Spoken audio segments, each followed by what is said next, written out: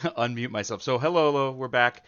How's everyone doing? Sorry I was gone yesterday. I hadn't really decided whether until yesterday whether I was going to stream. Just it was my birthday, so I was like, you know what, I'll just spend it with family and not you people. I'm kidding. I do love you all, but I just wanted to take the day to myself. You can get every other day. So for those of you keeping track at home, because yes, I do in fact predate the universe, and therefore a birth date is merely symbolic. I just figured, the day the universe started seemed as good a day as any. So now you have confirmation to the exact date of the beginning of the universe. I don't want to spoil for you what year that was, but now you know the date at least. As usual, I have tea as I was showing off before I remember to unmute myself. Some peach tea that my wonderful girlfriend Amazon Kane got me for my birthday. She got me a bunch of teas, including this like cold brew tea, which is kind of neat. I mean, I don't mind boiling the water; it doesn't bother me. But it's neat that that's a thing that that we can do now. Isn't technology wonderful? That we can make a cup of tea without having to boil any water. I tried that one and I tried it just like boiling the water as usual, and actually I think it might be better cold. So maybe we'll do some iced teas with that. There's another tea she got me that I'm very excited to make as an iced tea, but I think I will.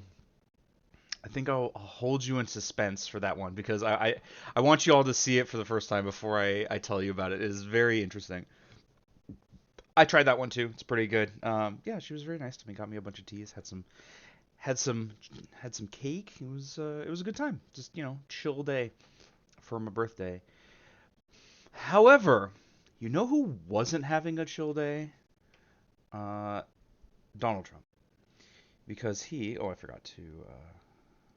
I hate that OBS does this, but Trump, more indictments for this guy. Trump and 18 allies charged in Georgia election meddling as former president faces fourth criminal case. Now, we've only covered two of the previous three. The first one is in regards to him allegedly like bribing the porn actress whose name I'm forgetting to like keep quiet about them having a relationship or whatever.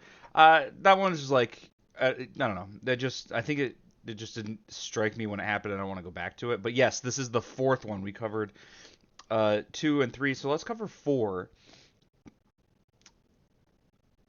Donald Trump and 18 allies were indicted in Georgia on Monday over their efforts to overturn his 2020 election loss in the state, with prosecutors using a statute normally associated with mobsters to accuse the former president, lawyers, and other aides of a criminal enterprise to keep him in power. So, as I understand it, this is under the RICO statute, which has to do with racketeering. I hate the AP news does this. Yeah, there you go. That top bar goofs a lot. The RICO Act makes it a crime to participate in, acquire, or maintain control of an enterprise through a pattern of racketeering activity. What is racketeering anyway? I've heard this term, but it's important to know. Yeah.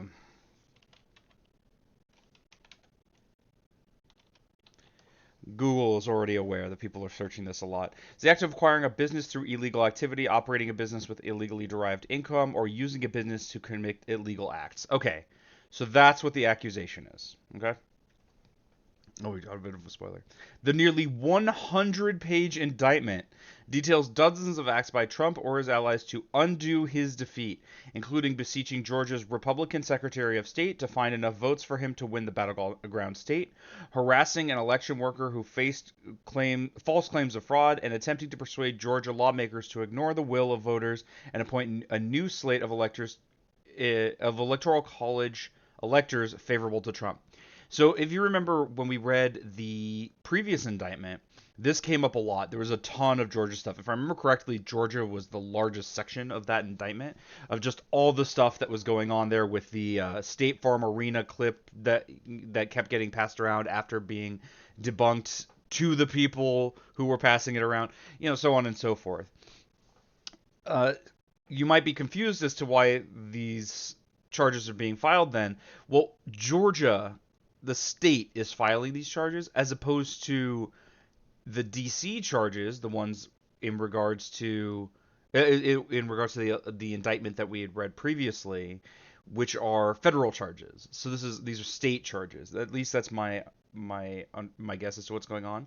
I also did find the full indictment, which I will link in the video description. But unlike the other ones, I don't want to go over it. It's 98 pages. I mean, I guess a lot of it is just like fluff. But yeah, here's an enormous indictment. So what we're gonna do is we'll read what the actual charges are, and I'll link this in the description. But I'm not reading this 100-page indictment on stream. It takes, it took the better part of an entire stream to read the 45-page one. And my guess is this is going to be very similar to what we read in the DC indictment. I guess that's how I should be referring to them, is the where these different indictments were. I forget where was it Florida? I think it's Florida is where the indictments for having for the Espionage Act stuff, for having the classified documents. I believe that's Florida. So it's Florida, DC, and now Georgia. And I forget. I think it's New York for the hush money case. But yeah, lots of charges getting aimed at this guy for all the crimes he's done. Now, as I understand it, there have been many alleged instances of Trump committing crimes. They're starting to catch up to him. But I'm glad that we're finally getting something. People should be held to account for these things, and may he only be the first, is my hope. I know people like to be like, oh, what next? We'll charge all of our elected officials? Yes! Good! I would like that, actually. I think that would be pretty cool. What if they come after Biden? Good! I don't like Biden. Not really. I just prefer him to literal fascism. And if he's committed crimes, good, charge him. I don't want our people in power getting away with crimes, especially such important ones as this. In one particularly brazen episode, it also outlines a plot involving one of his lawyers to access voting machines in a rural Georgia county and steal data from a voting machine company. That is okay. Well, that's not in the DC. That's pretty nuts. The indictment alleges that rather than abide by Georgia's legal process for election challenges, the defendants engaged in a criminal racketeering enterprise to overturn Georgia's presidential election result. Fulton County District Attorney Fannie Willis, whose office brought the case, said in a late-night news conference. Other defendants include former White House Chief of Staff Mark Meadows, Trump attorney and former New York City Mayor Rudy Giuliani, and a Trump administration Justice Department official Jeffrey Clark, who aided the then president's efforts to undo his election loss in Georgia. Other lawyers who advanced legally dubious ideas to overturn the results, including John Eastman, Sidney Powell, and Kenneth Chesebro, missing Oxford comma, were also charged. So one big difference in this indictment is that the co-conspirators are being charged as well. If you remember from the DC one, there were, 7 unindicted co-conspirators? In this case, some number of co-conspirators are being indicted, including these people and I'm sure others. So a little bit of a difference there. Willis said that, and by the way, I'm curious as to why the DC indictment does not indict those other co-conspirators. Perhaps they cooperated, perhaps not. I mean, I can only really speculate. I don't know why, but there is and was a part of me that was like, well, get those people too. What the hell? They were assisting in this, and now they just get to walk away. It's also possible that they'll be charged later. I'm not sure if it is necessary for them to be all charged at once. I don't really know. But this is a little bit different. These other at least some co-conspirators are also being charged in Georgia. Willis said that defendants would be permitted to voluntarily surrender by noon August 25th, so good 10 days from now. She also said she plans to seek a trial date within 6 months and that she intends to try the defendants collectively. The indictment bookends. So that's what I mean. that she intends to try the defendants collectively is an all-in-one case. This might be the distinction with the DC stuff. They might want to try the defendants separately. Maybe that's why the co-conspirators weren't indicted. Like I said, I don't know. I just hope that the people who were participating in this don't just get to walk away. The indictment bookends a remarkable crush of criminal cases, 4 in 5 months, each in a different city, that would be daunting for anyone, never mind someone like Trump who is simultaneously balancing the roles of criminal defendant and presidential candidate. It comes just 2 weeks after the Justice Department's special counsel charged him in a vast conspiracy to overturn the election. We went over that indictment that I keep referencing, underscoring how prosecutors, after lengthy investigations that followed the January 6, 2021 riot at the U.S. Capitol, have now, 2.5 years later, taken steps to hold Trump to account for an assault on the underpinnings of American democracy. Something that's a little strange about this framing, and I do it too. Like what it seems that people want is for Trump to be held to account for the events of January 6th, but the a lot of the a lot of what led to that is completely legal, or at the very least, according to the indictment, the DC indictment, where that is, it was all acts of speech that were not. I mean, maybe I guess in the opinion of the Justice Department, explicitly or enough incitement to riot to be criminal, right? And so this indictment is being framed like it's about January 6th. I mean, it is in the sense that it had to do with the confirmation and a lot of stuff that happened on that day in the background he's being charged with. But it's not really the riot. It's not really the insurrection that he's being charged with, but the association with January 6th and the riot. It's just kind of unfortunate because a lot of what he was doing was beforehand, and the January 6th was just like, well, this is the last shot, and he tried, and the stuff that he's being charged for, as I understand it, has nothing to do with the insurrection.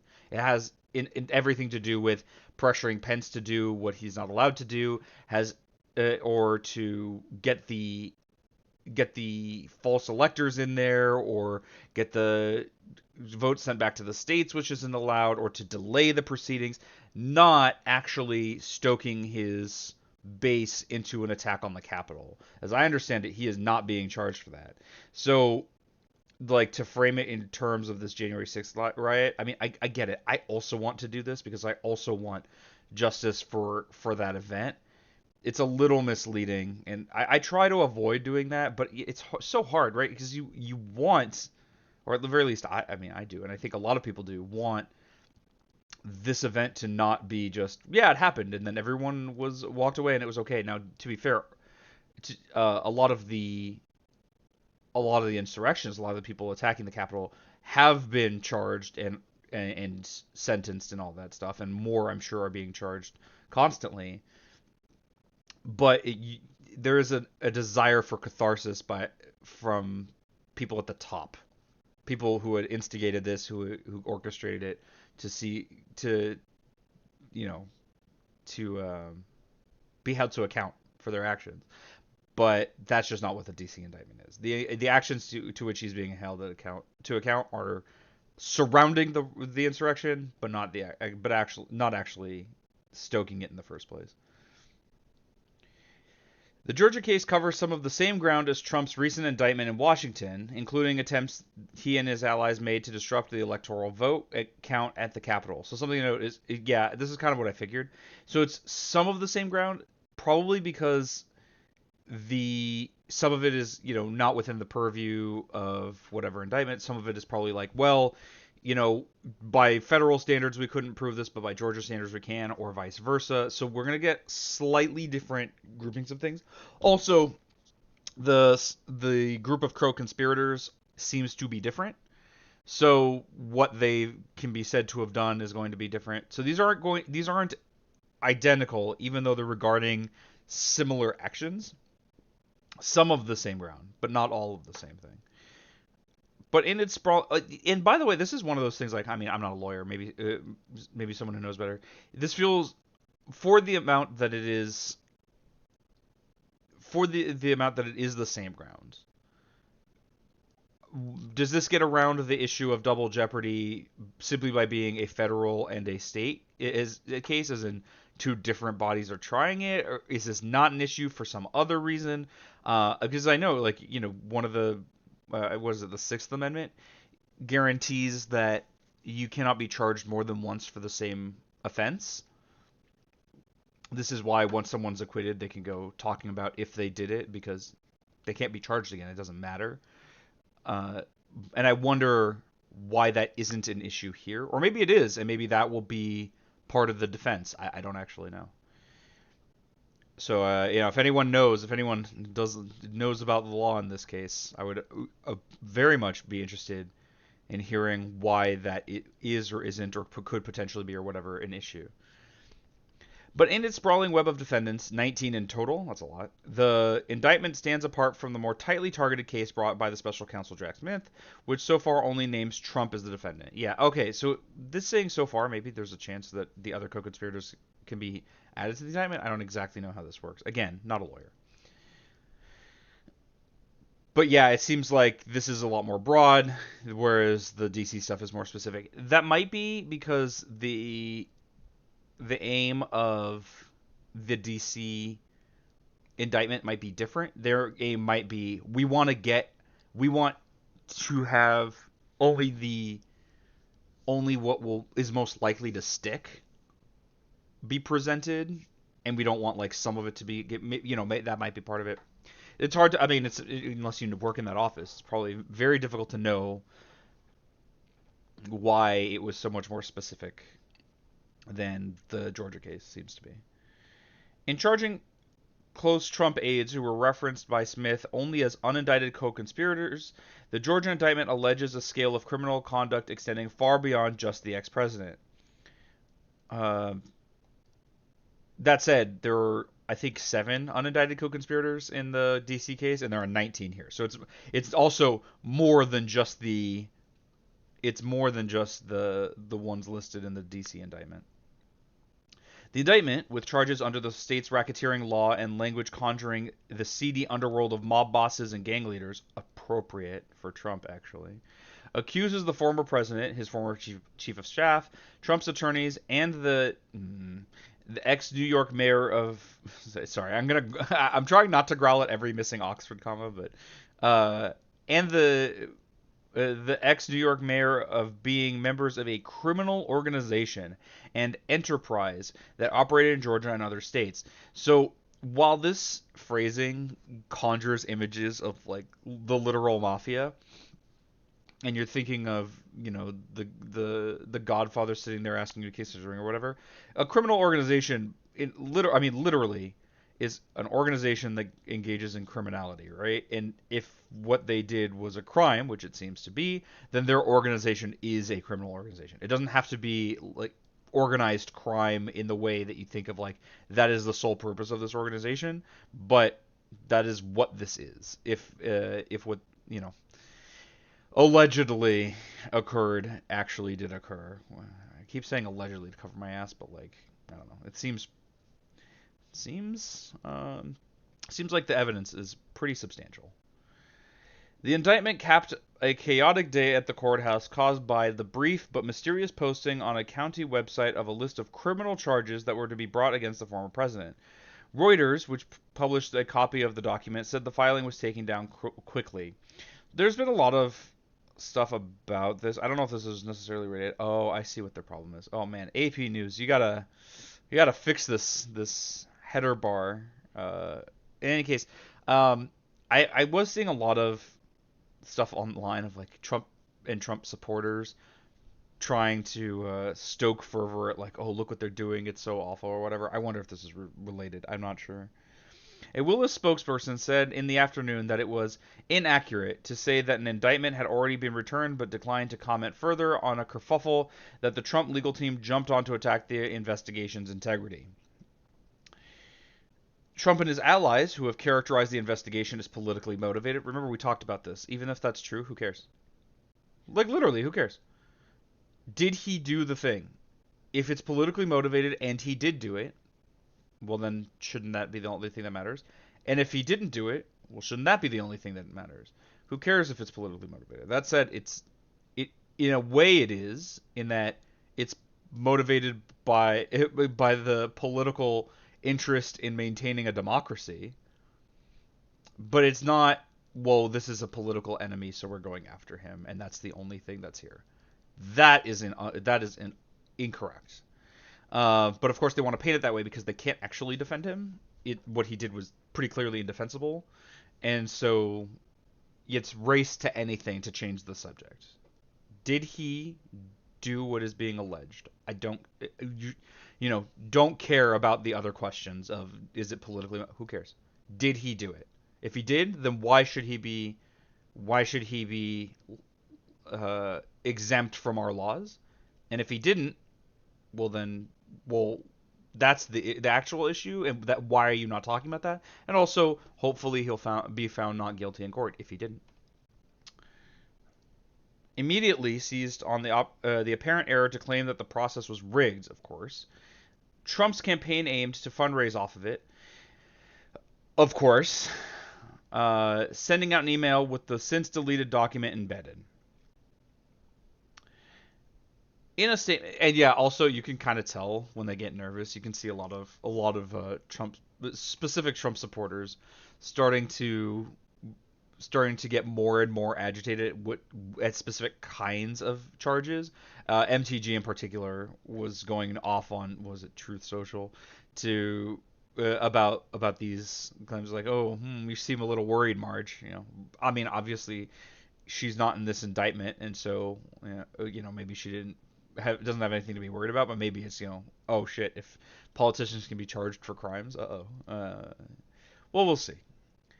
In a statement after the indictment was issued, Trump's legal team said, the events that have unfolded today have been shocking and absurd, starting with the leak of a presumed and premature indictment before the witnesses had testified or the grand jurors had deliberated, and ending with the district attorney being unable to offer any explanation. So, by the way, like, it's just like a mysterious posting on a county website of criminal charge. Oh, it's on the website. Okay, AP News. You gotta do something about that. Okay, it's not gonna show us the thing. Depending on where this was, anyone could have put it up. If it's on a county website, maybe. Yeah, I don't know. It's very strange, but doesn't necessarily mean anything untoward is happening. The lawyers said prosecutors presenting their case relied on witnesses who harbor their own personal and political interests, some of whom ran campaigns touting their efforts against the accused. Trump responded to the indictment Tuesday by announcing a news conference for next week to present yet another almost complete report on the alleged fraud he has yet to prove nearly 3 years after the 2020 election. Yeah, something to note about that. He keeps going on about this. At least there's been no evidence, and it's been 3 years. I saw him go off about this. Oh, there's a complete report showing that there was election fraud. I would bet a lot. I would bet money that this is not. That is not what this report shows, or that the report, was pulled directly from between his cheeks. Well, he wants to have a press conference, so we'll likely go over that. We'll see. We'll see when that happens. Many of the 161 acts by Trump and his associated outlined in the Georgia indictment, that's a lot, have already received widespread attention. That includes a January 2nd, 2021 call in which Trump urged Secretary of State Brad Raffensperger to find the nearly 11,780 votes needed to overturn his election loss. Remember that? The perfect phone call where he's like, hey, buddy, I'm just saying, if these votes could fall off a truck, it'd be nice. This is why I'm saying, like, the mob boss thing is actually kind of appropriate for Trump, because he's literally just, like, shaking down some Secretary of State, like, some nice kneecaps you got there. It'd be a shame if something happened to him. Maybe you can find these votes for me in the back. But the perfect phone call. It's just one of those, like, Trump keeps calling that the perfect phone call. Like, I don't know. It's just one of those, like, he's so stupid that he thinks that that's gonna fool anybody. And it's like, it's so obvious what you were asking, dude. That call, the prosecutor said, violated a Georgia law against soliciting a public official to violate their oath. Yeah, no shit. Yeah, it's just one of those, like, Oh no, I was just asking him to find the votes that were definitely legal. No, everyone sees through this. You're not fooling anybody, but he's so dumb. He thinks he's smarter than ever. Like when he thinks he's smarter than someone, it's something that's like super obvious to see through. It also accuses Trump of making false statements and writings for a series of claims he made to Raffensperger and other state election officials, including that up to 300,000 ballots were dropped mysteriously into the rolls in the 2020 election. Remember, in the DC indictment, it talks about how that's just not true, and he knew it wasn't true. That more than 4,500 people voted who weren't registered on registration lists, and that a Fulton again, fucking oxymoron. Again, this is something that, if I remember right, the DC indictment was like, no, it's not true, and he knew it wasn't true. And that a Fulton County election worker, Ruby Freeman, was a professional vote scammer. Yeah, this is another one that was definitely in the DC indictment as not true. But, just casually ruining someone's life for no reason. Giuliani, meanwhile, is accused of making false statements for allegedly lying to lawmakers by claiming that more than 96,000 mail-in ballots were counted in Georgia, despite there being no record of them having been returned to a county elections office. It's probably not true. And that a voting machine in Michigan wrongly recorded 6,000 votes for Biden that were actually cast for Trump. Why would the Michigan voting machine be relevant in a Georgia case? Maybe if we read the indictment, that would be clear. Yeah, maybe we will. I just want to split it up over multiple days. But yeah, that's kind of strange. Why would a Michigan? Uh, yeah, I don't know. Or unless the issue was that he was like trying to like do something in Georgia based on the claim about what happened in Michigan. I don't know. In a statement, Giuliani did not respond directly to the allegations, but called the indictment an affront to American democracy. Of course he did. Yeah, this is like it's an affront to democracy that you stopped us from overturning it. And just the next chapter in a book of lies. Yeah, okay. Like no, like of course he's not going to talk about it because he can't. Also charged are individuals prosecutors say helped Trump and his allies on the ground in Georgia influence and intimidate election workers. One man, Stephen Cliffgard Lee, was charged for allegedly traveling to a home. To Freeman's home. Excuse me. That's the Ruby Freeman. One man, Stephen Cliffgard Lee, who was charged for allegedly traveling to Freeman's home with intent to influence her testimony. Freeman and her daughter Shay Moss testified to Congress last year about how Trump and his allies latched onto surveillance footage from November 2020 to accuse both women of committing voter fraud, allegations that were quickly debunked yet spread widely across conservative media. And we see some of these ramifications, like this guy literally just going to her house to intimidate her. Um, yeah, like this, if I remember right, I think it was last week tonight with John Oliver had a segment about or included these two in a segment about the 2020 election because what happened to them was pretty awful, and they literally were just doing their job the way it's supposed to be done. Both women, who are black, faced death threats after the election. Yep. Yep. Mm-hmm. The indictment also accuses Powell and several co-defendants of tampering with voting machines in Coffee County, Georgia, and stealing data belonging to Dominion Voting Systems, a producer of tabulation machines that has long been the focus of conspiracy theories. An attorney for Powell declined to comment. Yeah, so sure. Um, according to, and yeah, as I understand it, Dominion might be like looking to sue the Trump campaign for defamation. I don't remember. Heard about it long enough ago that I'm not sure exactly what the situation was.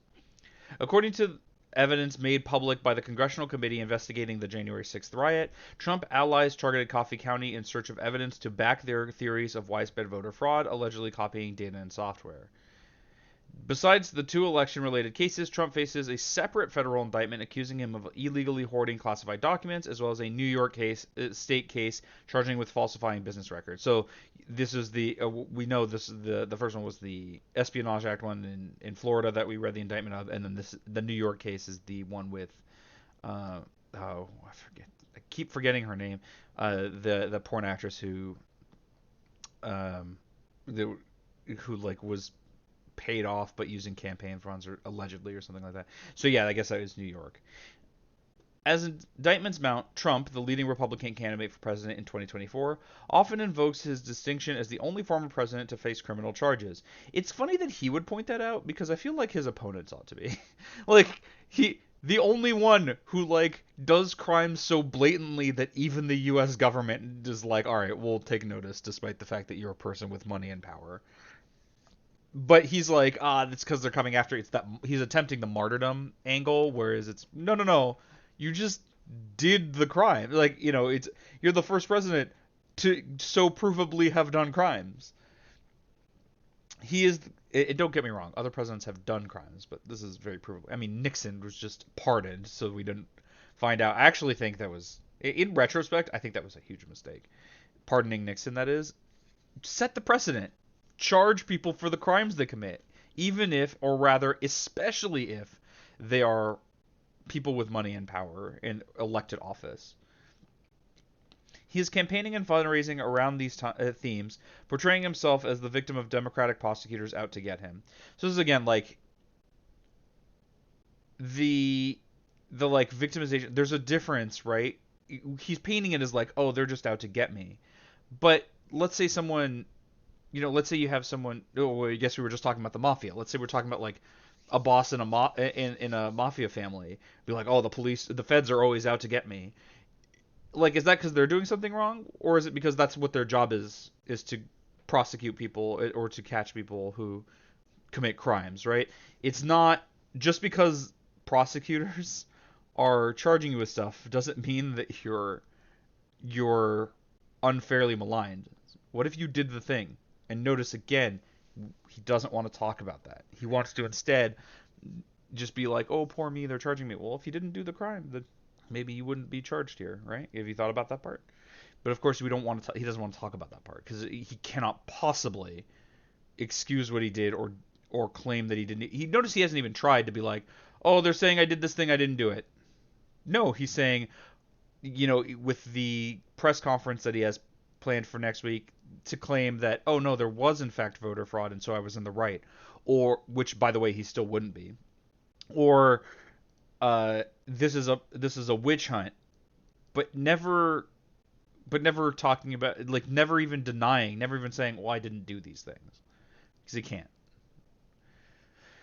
Republican allies once again quickly rallied to Trump's defense. Americans see through this desperate sham, House Speaker Kevin McCarthy wrote on X, the platform formerly known as Twitter. It's so funny how you can't just, like, it's so unrecognizable as a brand that, like, you have to say, like, formerly known as Twitter or Twitter, now called X or whatever. I don't like ending it on this note, AP. Like, it's just like, don't. Why are you giving Republican allies the last word on this subject, like on this story that is so obviously an instance of Republican misconduct and just rallying around to defend their criminal enterprises? I have no idea why. All right, so now we have this indictment, and as I said, I don't want to read the entirety of this on stream, though I don't really have anything else planned for stream. Oh, good tea. Um, Maybe I'll play like a game of netrunner or two just to pass some time. But I don't really have anything else planned. And well, 98 pages. Maybe we'll start. I don't know. Well, let's start with the counts. Count one: violation of the Georgia RICO and corrupt. Of the RICO Act. It's racketeering, influenced, and corrupt organizations. We went over what that means. Count two: solicitation of violation of oath by public officer. That when the article talked about that. Count three: false statements in writing. Count four: false statements in writings. Count five. Now, my guess is this statute is not so simple as like you wrote a thing that's not true. It's probably like in official capacity or something like that. Count five: solicitation of violation of oath by public officer. Same with count six. Count seven: false statements in writings. Count eight: impersonating a public officer. Well, that's different. Count 9, conspiracy to commit impersonating a public officer. Count 10, forgery in the first degree. Count 11, conspiracy to commit forgery in the first degree. Count 12, false statements in writings.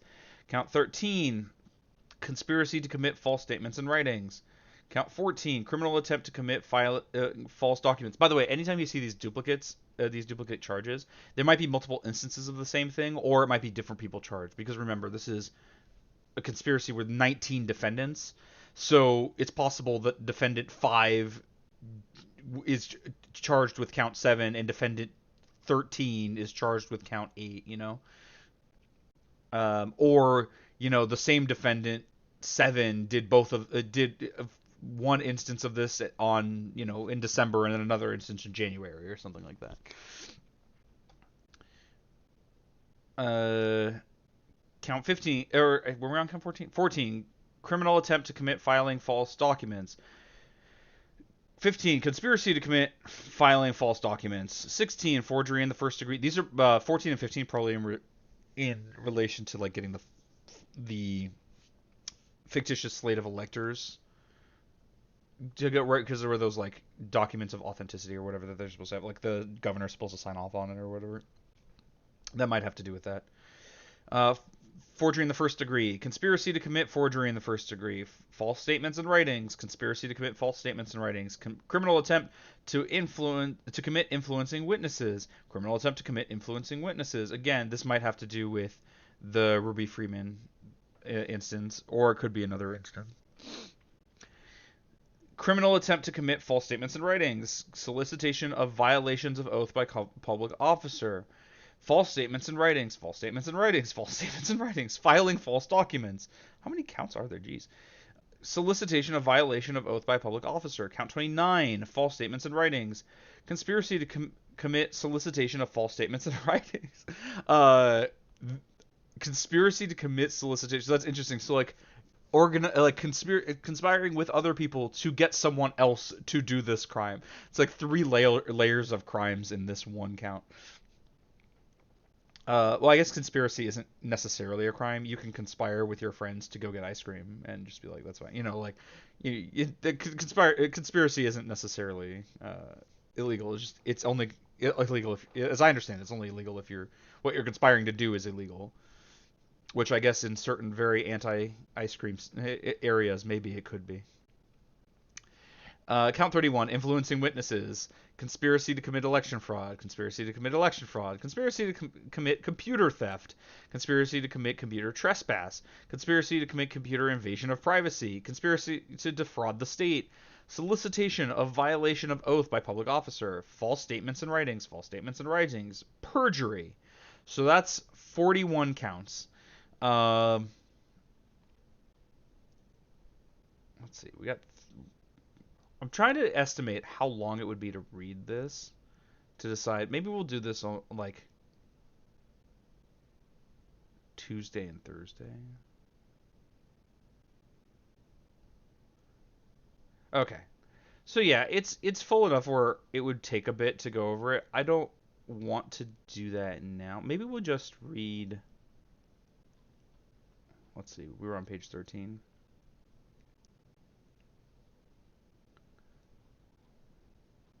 Let's see. Where does this? I want to see where this ends. Maybe we can read part of it now.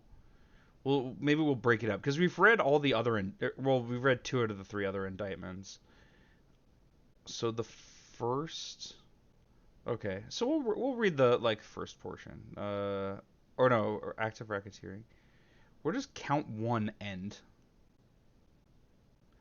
Because these are all this is in the first count of the indictment. I think most of it actually is. Okay. In which case, we'll just read this page and then we'll go on to something else. Probably just play some netrunner. I won't go as long today just because I'm getting back to the swing of it. I don't have much planned, but I don't want to leave you hanging and do so little streaming for you. I want to get you to get your content's worth. All right, count 1 of 140. Count 1 of 41. The grand jurors aforesaid in the name of and behalf of the citizens of Georgia do hereby charge and accuse. Notice that the wording is different because this is a state charge and not a federal one. Donald John Trump. I didn't know that John was his middle name. I guess that's not hard to find. Rudolph William Louis Giuliani, John Charles Eastman, Mark Randall Meadows, Kenneth John Chesborough, Jeffrey Bossert Clark, Jenna Lynn Ellis, Ray Stalling Smith III, Robert David Cheeley, Michael A. Roman, David James Schaefer, Sean Micah Thresher Still, Stephen Cliffgard Lee, Harrison William Prescott Floyd. Wow, there are some names in here. Trevian C. Cuddy, Sydney Catherine Powell, Kathleen Alston Latham, Scott Graham Hall, and Misty Hampton with the offense of violation of the Georgia RICO Racketeer Influenced and Corrupt Organization. That's why it's called RICO, right? It's an acronym. Racketeer Influenced Corrupt Organizations Act, for the said accused individually and as persons concerned in the commission of a crime and together with unindicted co-conspirators in the state of Georgia and county of Fulton on and between on the 4th day of November 2020 and the 15th day of September 2022, while associated with an enterprise unlawfully conspired and endeavored to conduct and participate in, directly and indirectly, such enterprise through a pattern of racketeering activity in violation of that statute, as described below and incorporated by reference as if fully set forth herein, contrary to the laws of the state, the good order, peace, and dignity thereof. So this is the RICO statute, and there will be a whole lot. I guess we can read the introduction. Hopefully we won't forget by the time we go. Defendant Donald John Trump lost the United States presidential election. Make it clear, I'm very glad that every indictment does. Held on November 3rd, 2020. One of the states he lost was Georgia. Trump and other defendants charged in this indictment refused to accept that Trump lost and that they knowingly and willfully joined a conspiracy to unlawfully change the outcome of the election in favor of Trump. That conspiracy contained a common plan and purpose to commit 2 or more acts of racketeering activity in Fulton County, Georgia, elsewhere in the state of Georgia, and in other states. So I think maybe we will read this over the course of multiple days. I don't want to start on this now because this first portion is so... Oh, maybe this would be a good time. All right. Again, I want to see where this leaves off because most of this seems to... A huge amount of this seems to be the racketeering thing, which makes sense. But I want to see how long because I don't like... I don't want to go on for 40 pages. I'm just not up for it right now. Yeah, it seems like actually the majority of the charge. So yeah, we'll come back to this. And then just to like cool down for a bit. So that's what's going on there. Just to cool down for a bit, maybe we'll play some Netrunner. I want to do this from time to time. We'll play some more games on this channel.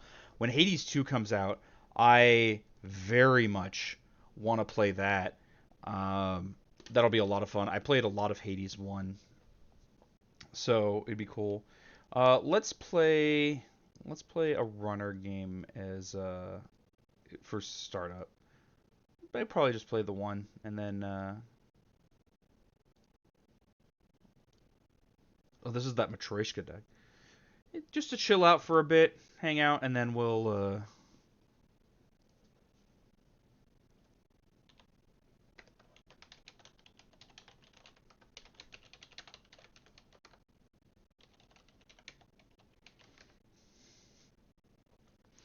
all right. So so familiarize ourselves. We're good at running R&D, right? When you run R&D, HQ. So they trash res cars to get stuff. Okay. Let's see. We would like some money. Security testing is good money, and then having multiple of these chips means we can pitch one. Like we can end up losing one to the other. Well, we can keep this. Security testing is good money. So they're super heavy logistics. Whenever you trash a resed card, except during installation, you may search R&D for one card with printer res costs exactly one less. And install and res the card you found, ignoring all credit costs. Use the ability once per turn. Okay. So they got a spin doctor, they drew 2 cards, and then they installed a piece of ice. Sure. And this is when I run RD or HQ. So I might just run... So I think I'm going to run RD just to get the credit. I get a credit and a look here. Alright, so we know they have a piece of ice that trashes programs. Okay. We'll gain our credit. We'll play security testing. I think we want to start with... What is this? So... this is reasonable, but I don't know that we care about it. We're gonna play this. We lost the wake implant. Unfortunately, I would have preferred that. And then we'll just draw a card. Probably should have drawn first. But we didn't play the turn that much. I also thought maybe I would play the wake implant if I had to discard the other copy of Zenit chip to this core damage. Okay, so they're playing extract. Okay, so they gain a lot of money. And they put more ice on HQ. So we're going to start our turn. We're going to mark archives, I think. Let's sure gamble. Then we'll run archives just to get the 2 credits. Matryoshka's pretty cool. We'll run R&D. It's another credit and a look. Yeah, we'll trash Spin Doctor. And I think we'll run R&D again. We do have them like in a mild R&D log. Maybe that second one wasn't so worth it. Oh, I just clicked through what it was that I saw. No, I thought I could look at it in chat, but I forgot it's hidden information, so it's not going to appear there. Okay, so now they're icing up R&D to try to keep us out of it. The thing is, right now, running on archives once a turn is good for 2 credits and a card. That's so strong. So we might not need to run these servers. Okay, they're icing up HQ. That tells me they have.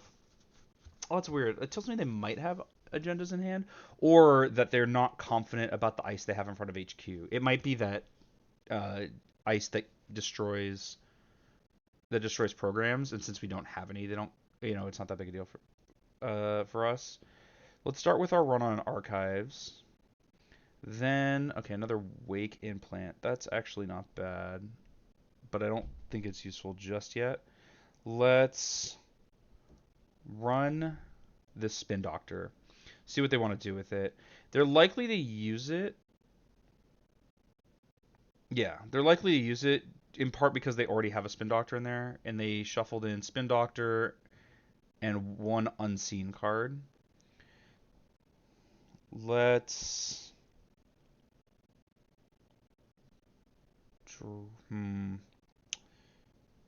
Sure, we can draw a card, and then. Yeah, we might as well get this down. That's fine. At some point, we're going to need to break ice, and we mostly are going to run centrals. We might not run HQ for quite a while. I might forged activation orders the R&D ice, see what they want to do with it. All right, so they're trying to set up a scoring server. So now I really want to pressure their money. Okay, that's not bad. So let's go forged activation orders here and make them make a decision.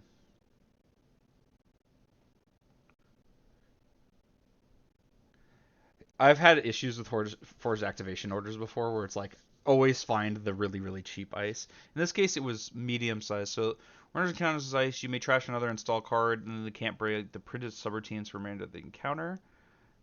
Okay. Okay, that's not that big a deal.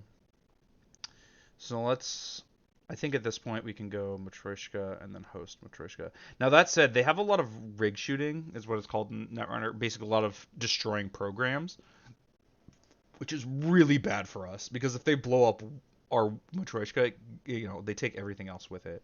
Interesting, an upgrade on HQ. That could be a lot of things. I don't think I want to run server 2. I think I want to just keep our development up. Let's see. That's not bad.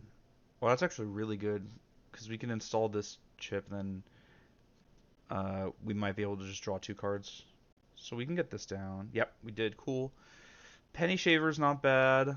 Mutual Favor, search for. I don't think we need to Mutual Favor yet. Start with a Penny Shaver, and then we'll take a credit. I know I'm playing. I play so much like a shaper. Criminals, like, maybe I should be more aggressive and pressuring their centrals. Okay, so this is just money.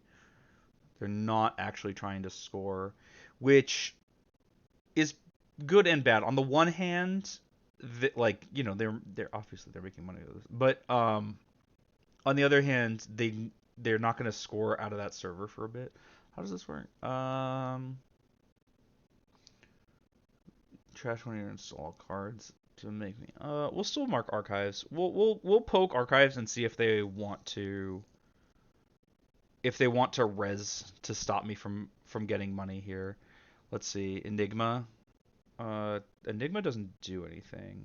We can break it with, whoops, break X subroutines, break two of them, and then we'll spend it here. So it does cost us the two floating credits, but those aren't doing anything for us anyway.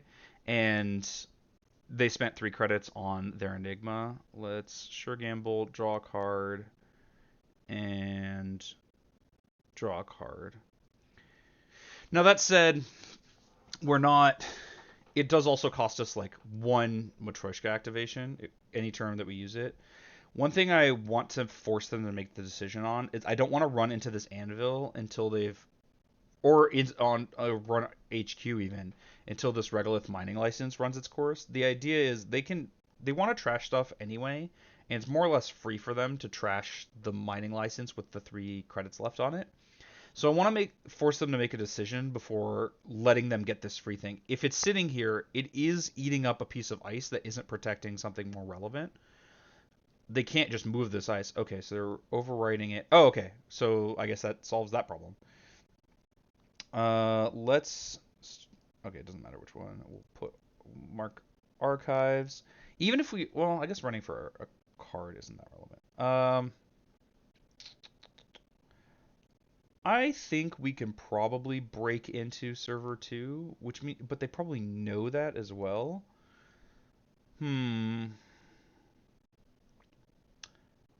Let's. I'm gonna try it. Again, I played so much like a shaper. Like, I just want to bust in. This might be free for them. Gain 2 and the run. It cost me what, 3 credits to break it all? Yeah, that's not a big deal. Add 1 strength. Break X subroutines. We don't have to break. We could save a credit and let them gain 2 credits, but spending 1 to prevent 2 is probably fine. This could be nothing. They could be like, okay, it's Project Atlas. Okay, so they tried to sneak it. They thought I wouldn't check it because I hadn't been. So now I can go mutual favor to get a copy of Matryoshka. I don't want to install it. Instead, I want to host it. And then we're going to run archives to get our sec testing plus Zenit chip. Continue encounter, break out subroutines, spend 2. Actually, we only have to spend 1, but I guess it doesn't matter. We'll just spend them both.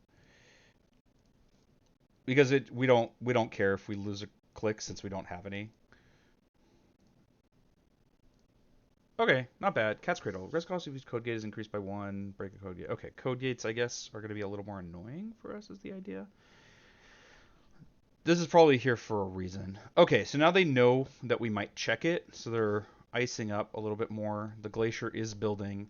We're probably going to have to force some action somewhere, R&D and HQ, or HQ. The question is where. That could be something real in server 1, or in server 2 rather. I think it might not be, just because it seems like we can get in there. So why don't we, what does this do? Core damage on D, and if it's successful, I access 3 extra cards. Oh, that's really good. We also have our Penny Shaver credits building. I actually think I don't want to run server 2 this turn. So we're going to break this.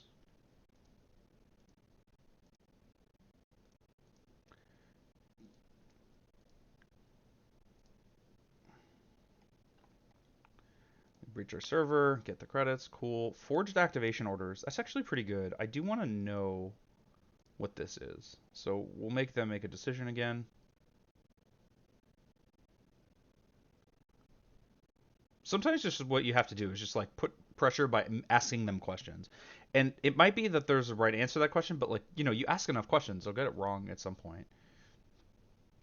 So we'll see what they want to do here. Okay, they do want to res. What is this? Ice wall. Ice wall requires us to have another Matryoshka, I guess.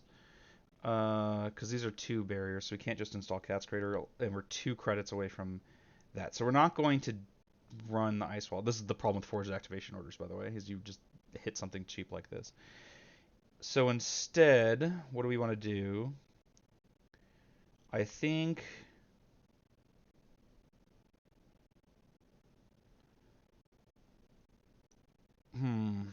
The third Matryoshka is only relevant for like running a side server, running HQ and their scoring remote. Um,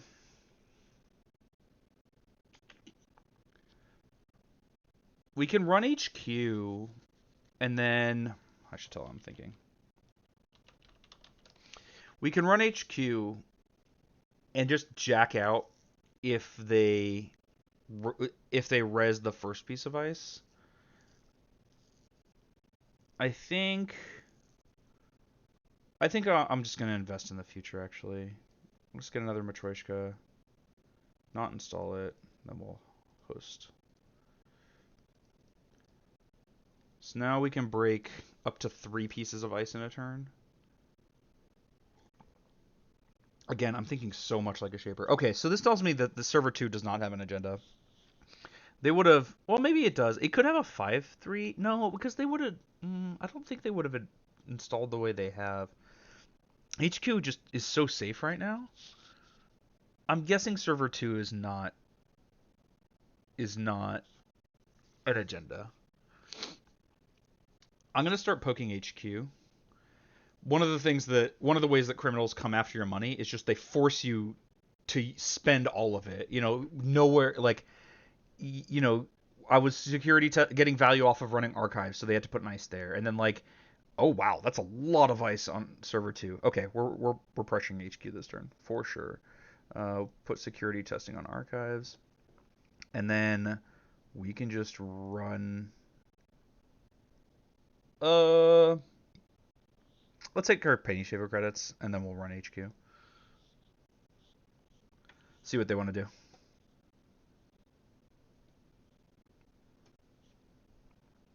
We haven't ran HQ this entire game, so they might be like, oh, it's pretty safe here. We're pretty sure there's that destroyer ice we saw earlier in front of there, which is expensive to break, but we can break it, and it costs them, they have to trash something if they want to.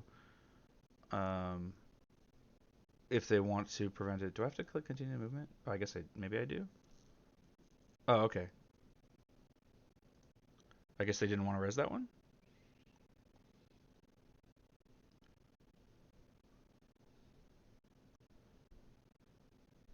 Okay. Okay, they are resing. So when you res this ice, you trash an install card, it gets 5 strength for the remainder of the run. So it does cost us a decent number of credits. And then this. Okay, they're just trashing that to get another piece of ice here. When you res this ice during a run against a starter trash card, if you do choose installed runner card, the card cannot break subroutines to the rest of the. Oh wow, that's a hell of a combo. We might be screwed here. Right? Does that actually work? Yeah, what the hell? That's so dumb. What the hell is that? Okay. Well, okay. Uh, yeah. Oh, sure. All right. Literally nothing I could do about that. And it's a sentry, so it's not like we could have had another. Maybe if I installed another Matryoshka, but then I have to have two with 2 of them. Okay, maybe that's something I have to do when I see stuff like that. Okay, that's really bad. Okay, well, we saw an agenda, and we'll get a card, I guess. What is this? Well, now that we now that that happened, maybe we can just run R&D and not care if that fires. What card would we trash? Is this a code gate? It's a code gate. Okay, we'll install Cat's Cradle, and then we'll run, and then whoops, not run. We're gonna jailbreak R&D. If they want to trash a piece of ice, I'll just destroy my security testing. That's so bad. That's so bad that they could just be like, oh, here you go. You can't stop this from happening. Oh man.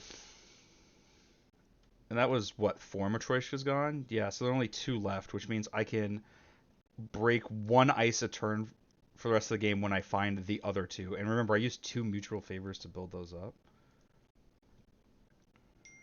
Maybe I should.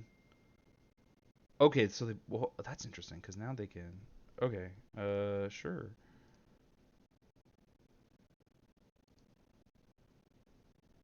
Interesting.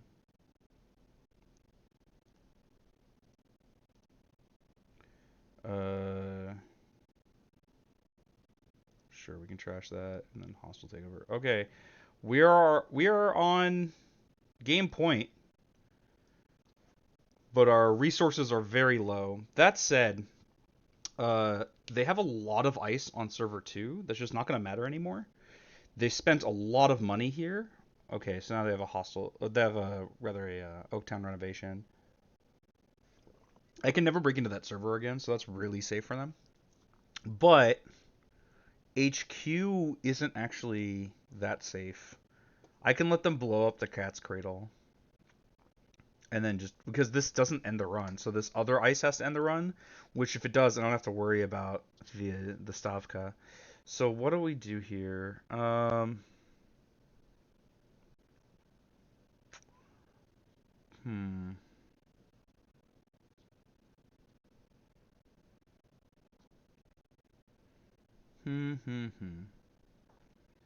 I think what we're gonna do is I think we're gonna run HQ. I suspect there's more ice in there. If they just let us through, if they just blow up our Cascadal and let us through, cool. Roto turret, that's the worst. Okay, that's fine, I guess. But now they're on very little money. Now we can go run R&D. Or no, not run R&D. We're going to, because this doesn't end the run, so we're going to finality R&D. And we're just going to go for broke here. We're on very, very little, but our opponent is hard pressed to keep us out.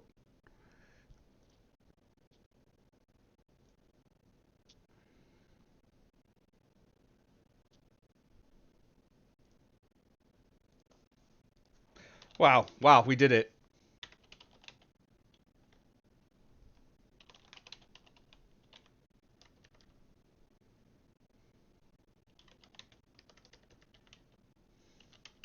That first HQ run was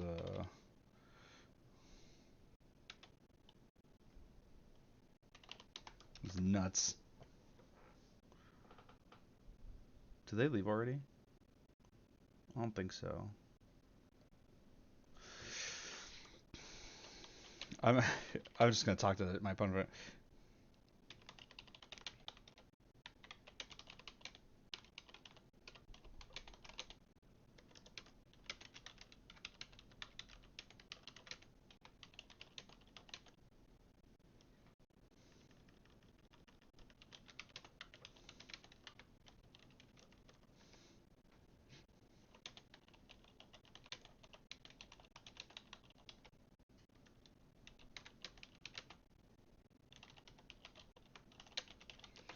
My ice game is such an awful order that the whole setup was shitty. Yeah, yeah. That was one thing I was noticing for my opponent is like they kept finding ice in the worst order. Like the R&D ice was super porous. That's what ended up letting us win the game. Their HQ ice was kind of porous, but like they set up a way to like mitigate that. Uh, but at some point, we still were able to get in. Like just go screw it. We can lose some of our stuff and get in anyway. Um,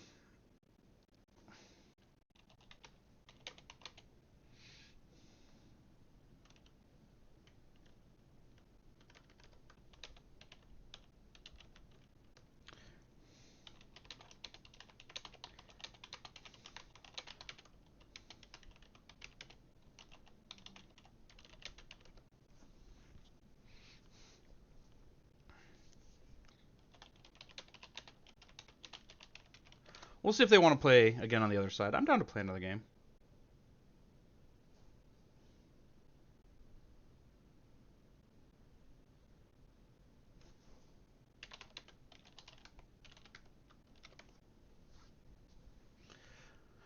All right, they're gonna go to sleep. I'm gonna see if I can find a corp game. That was so much fun. I forget. Netrunner is just such a sweet game. That was so cool, right? Like we we had this really cool setup going. But we're like, it was a lot of like, what do they have? It's just positioning. Like, what do they have? What can they not have? What can we play around? What are we allowed to do? Whatever. Then like, okay, I think we start to make plays here where they have a bunch where we think they have a bunch of agendas, and then everything goes into turmoil, right? Because our rig gets blown up. We're just like, oh, we just can't break ice anymore. But of course, like because of the positioning and how things went for them, they couldn't keep us out of R&D. It reminds me a lot of really tight legacy games in Magic, where a lot of it is like positioning, or just like trying to figure out like, all right, what were we able to do? And then at some point, well, you comes down to the wire. The creature is attacking you. You have to do something, and it becomes a lot more like, okay, how much do I have to? How much can I? How much can I do to prevent this from happening? While also trying to win the game myself. That was the other thing is even if our plan didn't work, our opponent was on very little money, and we could have kept that up for a while, just because our rig didn't matter anymore. Now, the Oaktown Revelation, a card I didn't read out for anyone who doesn't know, you saw it's an agenda that you install face up, but when you advance it, it gives you credits back. It gives you more money. It costs one to advance it, and it gives you 2 credits. So you're like they could score that and make money in the process, but they were on very very few credits. So to install another piece of ice in front of R&D and res it, and it needed to be end the run ice, it was going to take them a little while. So we could pressure that for a bit. That was a lot of fun. Really really tight game. I wasn't sure when our Matryoshka got blown up. I'm like, are we dead? I don't know if we can beat this. Like we can't really break ice for most of the rest of the game. But and the roto turret was rough. I was like, okay, it's either going to be end the run ice or a rig shooter, and it was both, which was like the worst possible thing. But it's like we could poke R&D, we could poke HQ, then poke R&D. The reason we were poking HQ, by the way, if you remember the deck, um, what was the? It was the Wake implant. It's every time you run HQ, you can put a power counter on it, and when you breach R&D, you can remove power counters to access extra cards. So my thought was, if we can get in, like if the outer ice is just rig shooter ice, or it's just really porous, it doesn't end the run, then we can take a shot at HQ, let them blow up our cat's cradle, and be like, okay, that's fine. And then get one more look in R&D, because obviously, like, we can't be sure that there's ice there. Our opponent said GG when we accessed, but I mean, we could have hit 4 non-ice. Was it 4? We get 3 extra cards, yeah. So it was like, okay, we can see a 5th card. That'd be really, really good. But they kicked us out, and instead it was like, okay, well, and then if that didn't work, the idea was, well, to their R&D ice, we can just trash the Wake implant, which is what we did. Otherwise, if the run on HQ was successful, we can trash the Zenit ship. That was the plan. Uh,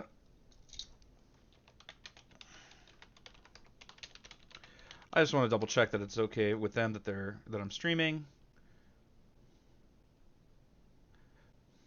and then give them the good luck, have fun.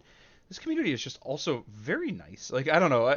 All right, the first time each turn you suffer core damage, you may draw a card and sabotage two, which means the corp trashes two cards of their choice from HQ or the top of R&D.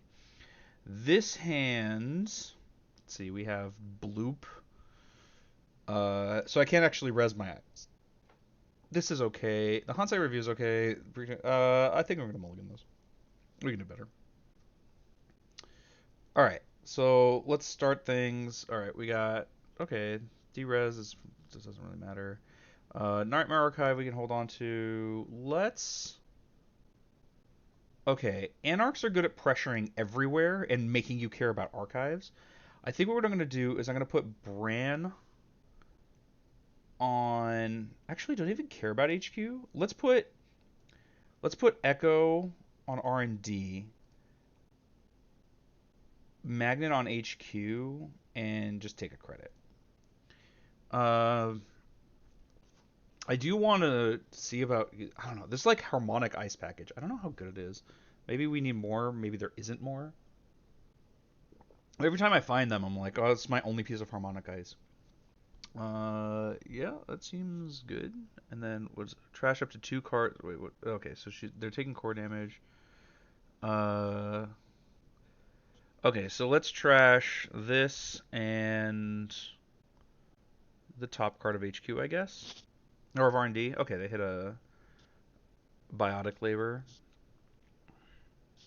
Okay, when you start suffer core damage, the play cost of each event is lowered by one. That's really good.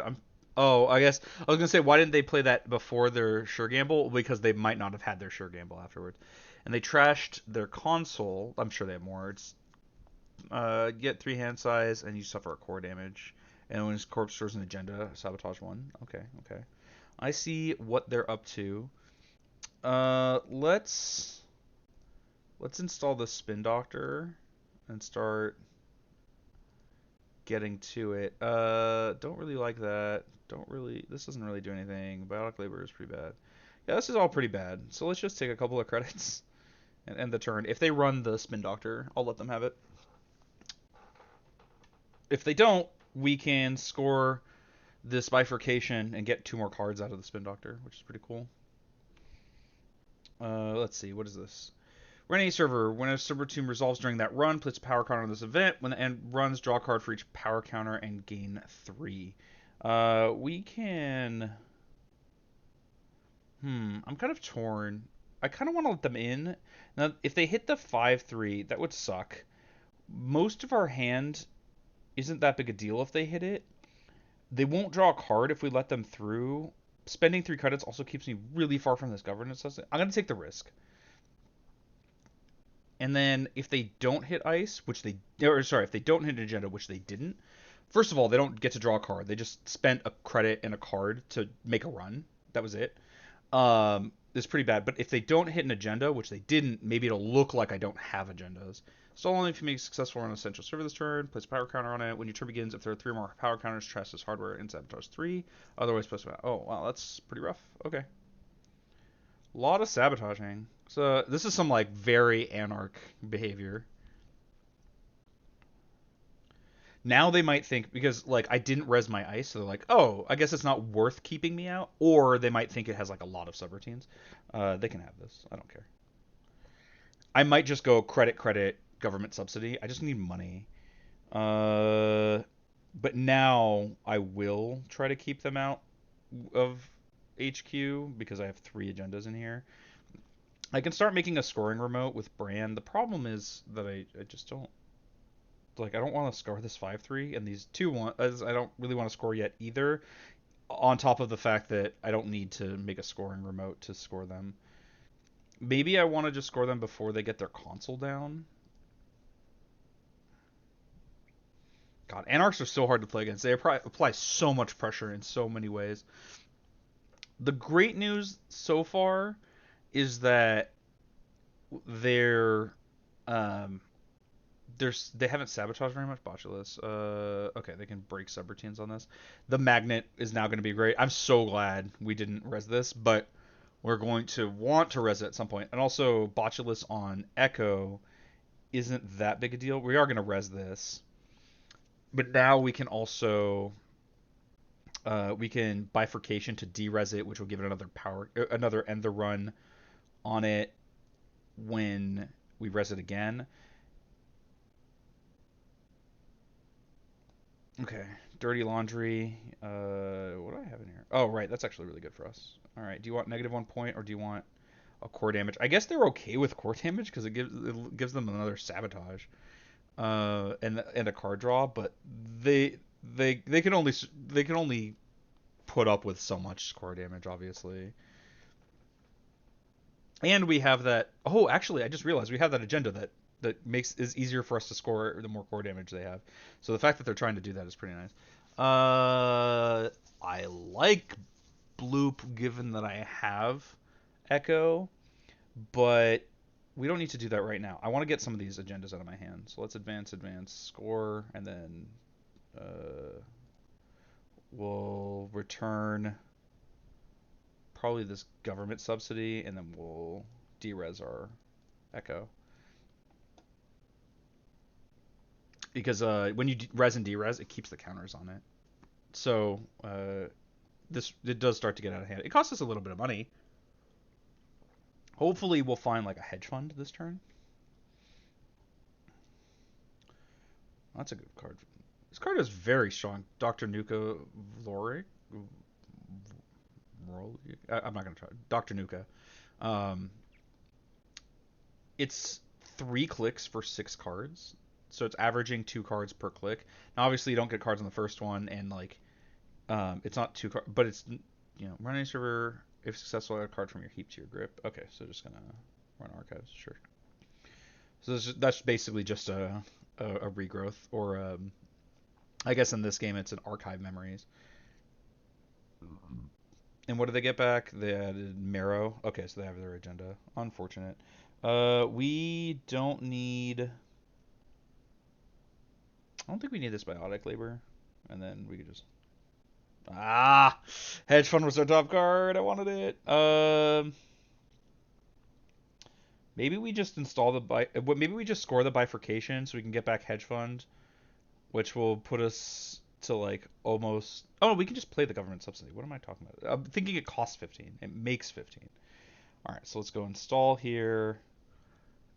Install in any remote, and then we'll put Bloop. We'll put Bloop on archives. Eventually, we'll like archives will be. Choose a wait. What? Why am I getting sabotaged? Oh, because of the time bomb. I guess we don't need this biotic labor, and then we'll do the other one. Okay, so far it's okay. What's going on here? The sabotages are eventually going to be a problem. Imp is a really strong card. They might run HQ, but running HQ is great for me because flipping magnet will blank this botulus. I might install advance behind Brand next turn. They don't seem to have much in the way of. Okay, so this will give them a card, but it blinks the botulus, and I do have agendas in hand, so we'll do that and then see what they want to do. Yeah. So though it gives them a card.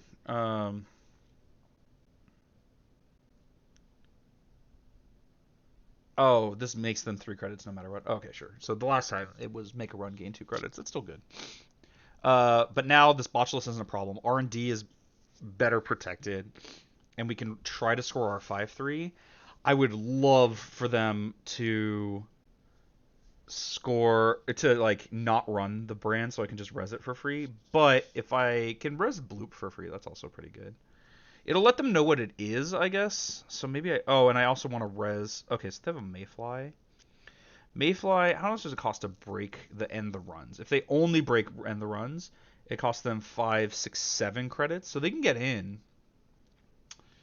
Cost them a lot though. Uh,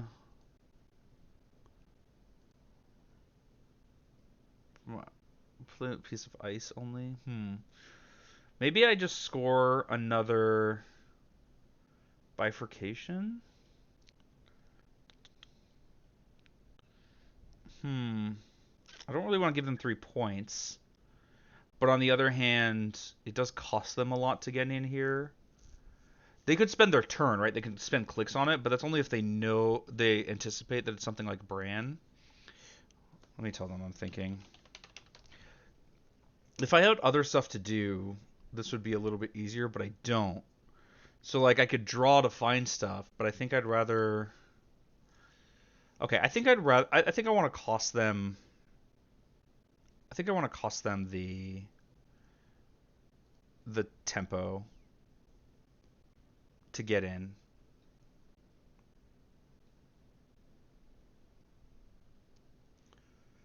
Yeah, and I guess if I have to res Bran and it does keep them out, then send a message. We'll res Echo. Okay, so they're drawing. They're playing Steelskin Scarring. Sure, gamble. It looks like they might not run. Oh, maybe they will, but not because now they have enough money. Maybe they think it's a trap, given that um, they know. I know they can break it, but we're just gonna cost them a lot of credits. It's 5 to pump, 2 to break, and then 3 if they don't want to worry about the other ice, which they don't know isn't a problem. I'm guessing they're gonna spend the full 8 and lose Mayfly and get their 3 points, which will put them to 2 points. Part of the problem is I don't have anything I want to derez with the bifurcations because the Echo is unresed at the moment. Okay, so they're just fully breaking it. They get their 3 points. That does cost me a bit. Choose a target for send a message. Oh, I get to res no matter what. Okay, so we'll res the Echo. Now I might score the bifurcation because that gets me back like a hedge fund or something.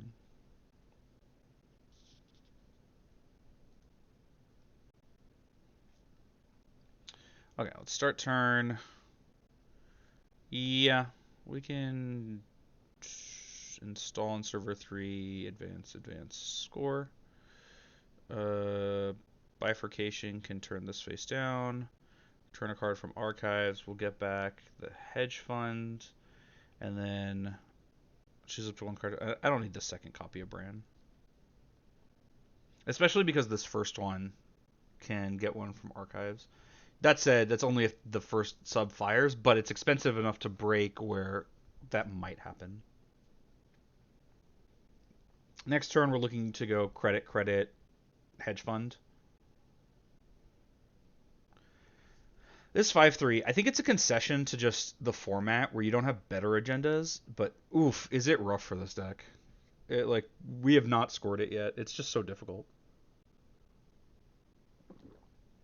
It's difficult to score and kind of a liability, but what are we going to do? You only have so many options in this format.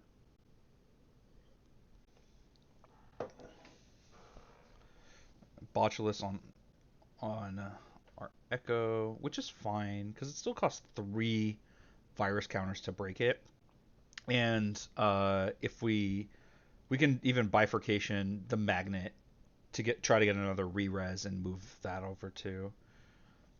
That would be pretty bad for them. Right now they're just building, but they have to do a lot of discarding. Oh, I guess they have a +3 hand size. Mr. Hendrick is good. Okay, so we're gonna go credit, hedge fund. Just get back on the money train. Probably gonna score a bifurcation of the hand, or actually we might just install Mr. Hendrick behind the Bran and see if they try to break it. We've seen 6 points out of our 20, so there's 14 left still in the deck. It's on average. Oh wow, that's a lot of. Let's. Okay, well, we're just gonna let them sabotage 2. A hit 2 non-agendas, which is pretty unfortunate given that they're going to. Wait, no, they're not getting in here. Am I missing something?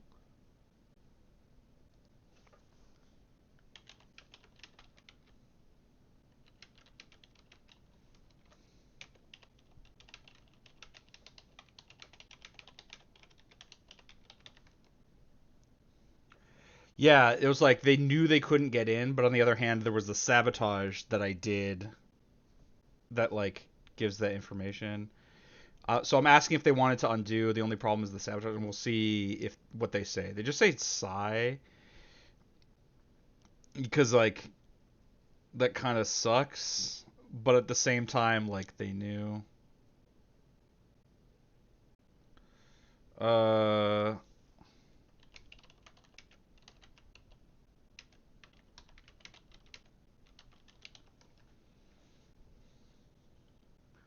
okay, so they're gonna undo. I guess I get some information.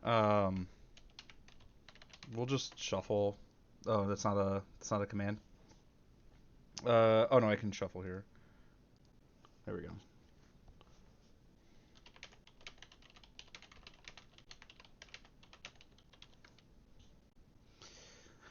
I'll just shuffle my deck because we saw what the top two cards were. Now I would have loved to draw those cards, but obviously I shouldn't know what's up there, so I shouldn't cheat.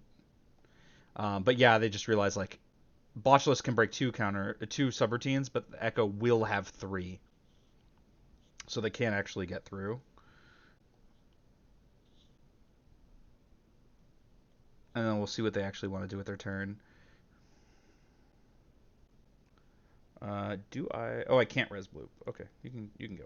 That's fine. There's nothing in there anyway, but resing bloop does a core damage and trashes their imp. Time bomb. Yeah, all this sabotaging is pretty rough. If you remember from the last time we looked at Netrunner, decking the corp is of a real way of winning the game, and then we're seeing how that works here. I think. I don't think I want to res bifurcation, so we're gonna draw a card. Luminal transubstantiation is not bad. Let's go install this in server 3, and you know what? I'm gonna bet that they can't get in here. I guess they can if they just triple click through it.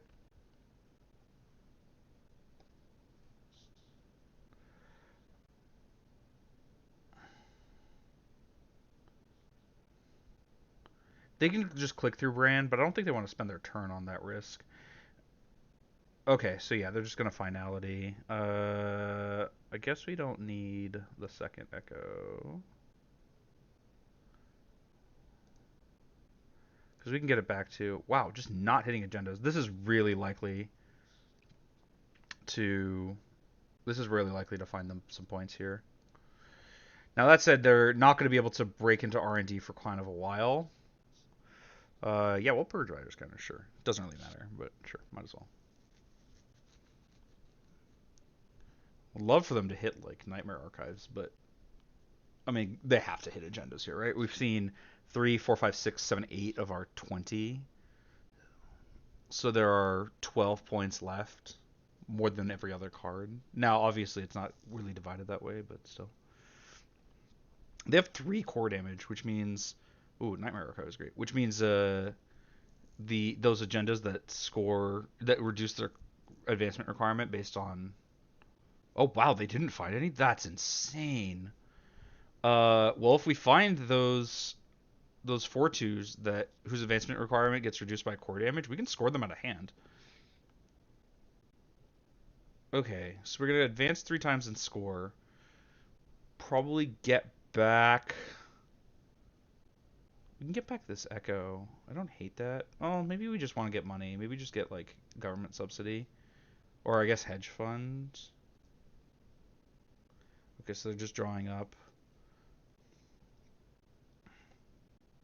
One of the things about Anarchs though is like because of how they're like how aggressive and like balls to the walls they are, they can actually get like single ice can sometimes just keep them out because they're just like they're running on such low resources, trying to force you to have low resources.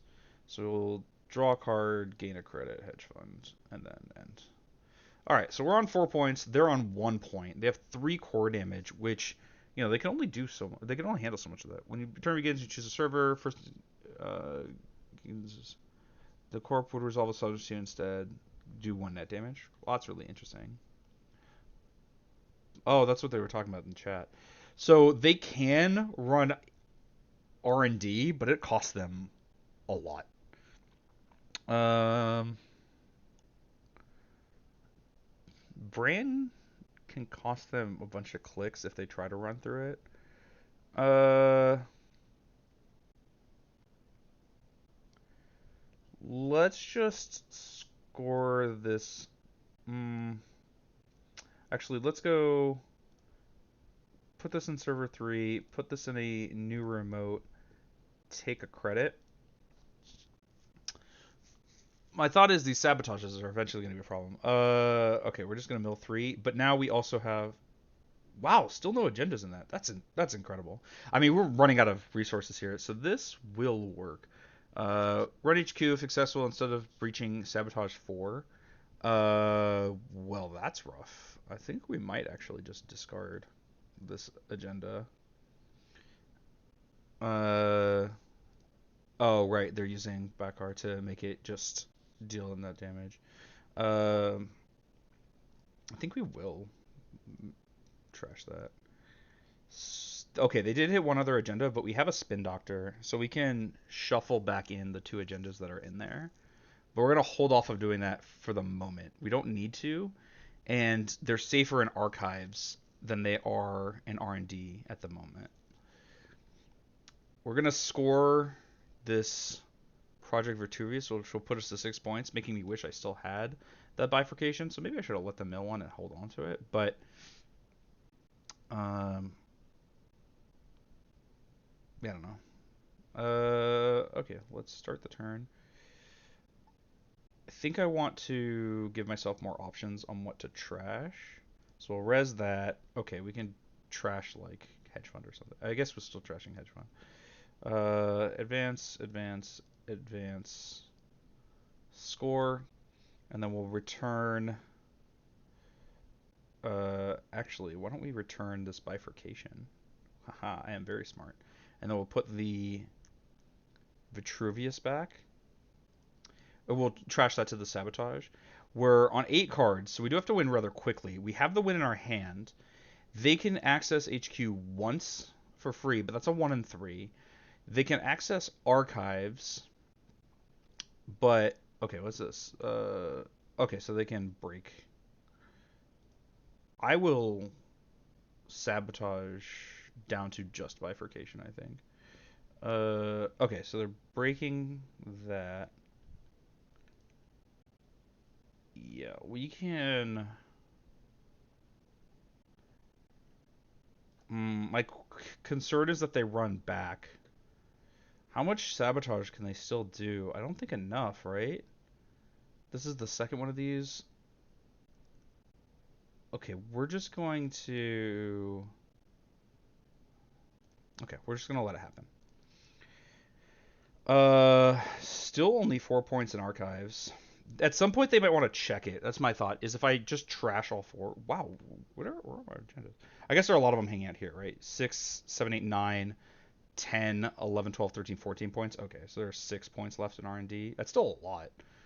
Oh, that's like that means 3. The all 3 agendas that we might. This is basically free. All 3 of those agendas that are cheaper to score for our opponents, core damage are here are in there. Um, oh, okay. They just net damaged their way through that. Okay.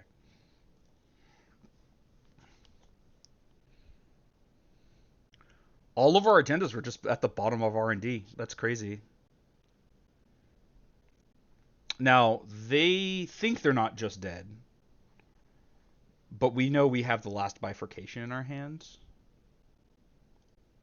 So, I don't know what they're looking. I don't know what they're waiting for. What they're doing here.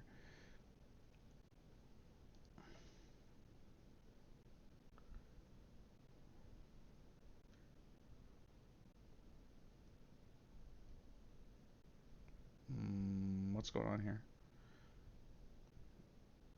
Well, in any case, this game will be over shortly. I'm not sure that we played this the best, but oh boy, did they put a lot of pressure on us. Like, we have 6 cards left in R&D. And we spin doctored someone back. Oh, I should have counted. The other two spin doctors are in archives. We should have given them 2 points and shuffled one of those in instead of an agenda. Um,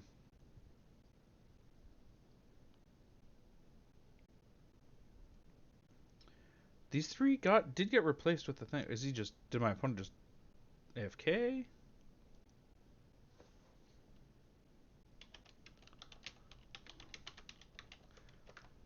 There's nothing for them to do here. Maybe they're just like upset that they hit so few agendas or something. I don't know. I'm like trying to figure out what it could possibly be that they're just sitting here looking at archives.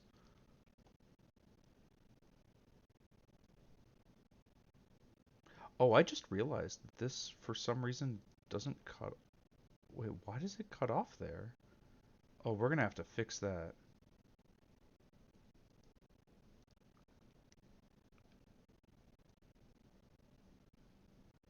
No idea why that wasn't fully the thing, and nobody told me. Okay, well now we have. I just wasn't showing what was up. Was at the bottom there. I didn't realize. I'm glad I checked. Is my opponent here?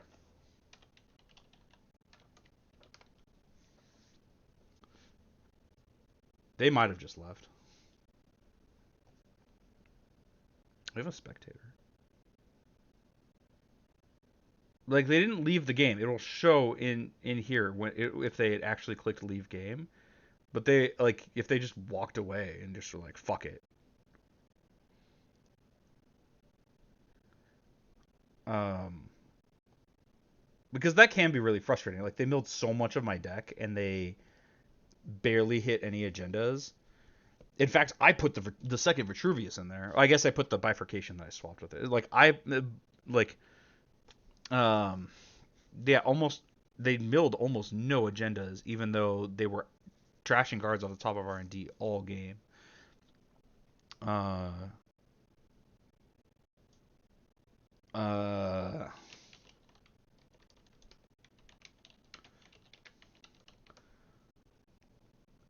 I I don't know what to do about this. One thing that's kind of funny too is that um if I remember right, oh yeah, you have stats in game. One of the things they tracked is your percent completed games. And my percentage of uncompleted games is exceptionally low. Whoa, I did not realize my win rate was this high. That's weird to me. I wouldn't expect that. But well, I guess it's just one game, right? I was just like, I don't want to just leave this game uncompleted, especially one where but like, I don't know what to do. So I'm just gonna go leave that game. I'll even try to rejoin it for a moment.